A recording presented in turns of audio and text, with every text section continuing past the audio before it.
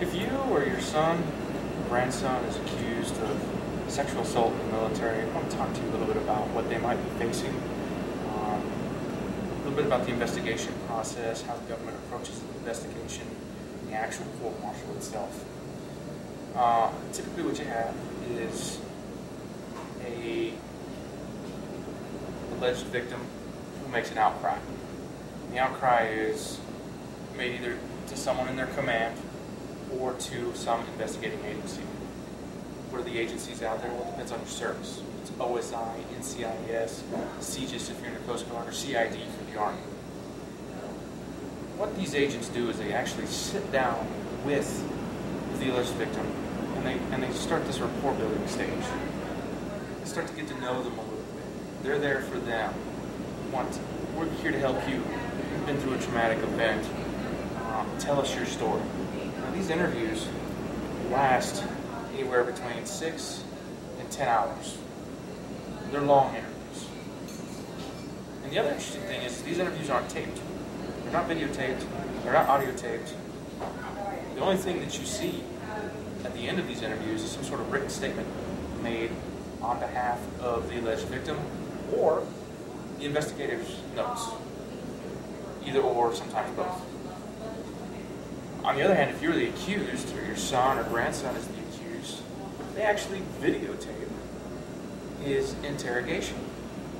Now, he has the option to invoke his rights, and he should. But most of my clients end up contracting with me after they've already made a statement, so by then it's too late. I have to deal with the statement itself. So after they've interviewed the alleged victim, then they go about doing an investigation. Many times the next person that they'll interview is any collateral witnesses that may have been near or at the actual scene or the incident if it was a party or whatever it was. And then the last person they'll interview, of course, is the accused, the subject, your son, or you. So how do they approach investigating you in particular? Well, it's interesting. When they sit down to question you, they do the same thing they did with the alleged victim. They build this rapport with you. They want to talk to you. If you're from Arizona, they'll ask you whether or not you like the Cardinals or not. Okay, something like that. And, you know, you've got brothers and sisters, and they'll really try to massage out you, make you feel good, so that you, quote-unquote, confess to whatever it is they think you did. And agents will go as far as they can. They will lie.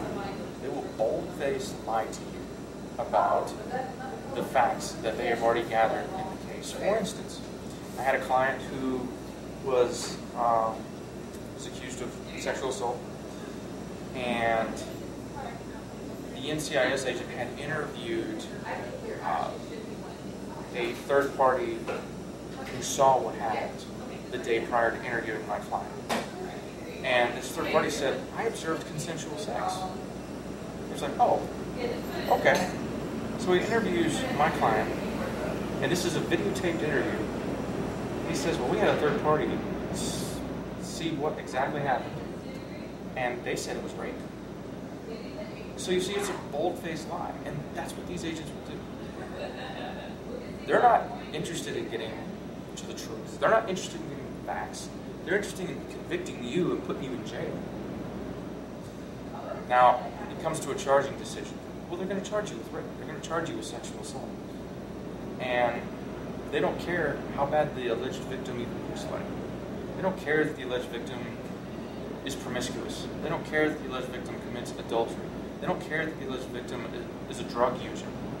They don't care about any of these things. They don't care that the alleged victim is on record lying. Lying in sworn statements. Lying in sworn hearings.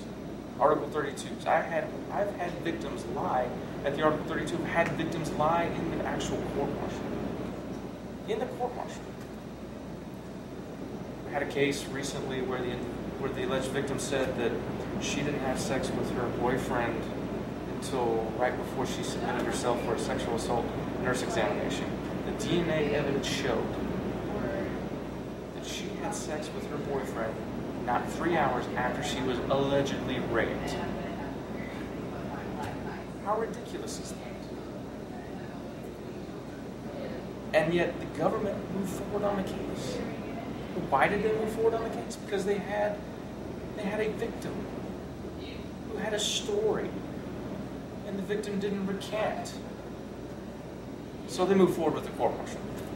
And that's how the government chooses to do business. And there's a lot of congressional scrutiny on the government right now. There's a lot of congressional scrutiny on military prosecutions of sexual assault.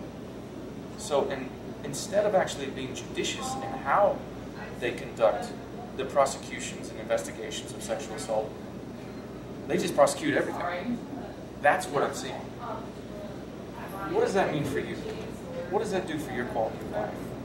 Well, if you don't have an experienced defense counsel working with you to defend you, you could potentially get convicted. And what happens? Well, first of all, it's a felony conviction. Second of all, it's a sex offender registration for the rest of your life. That means if you have children, you don't get to go to Little League. You don't get to go to Pop Warner. If you're trying to get a good paying job after you've served your time and paid your quote-unquote debt to society, good luck. Your honor and your integrity is at stake. In the government, the military, the service that you signed up for and said, I'm going to lay my life down for my country.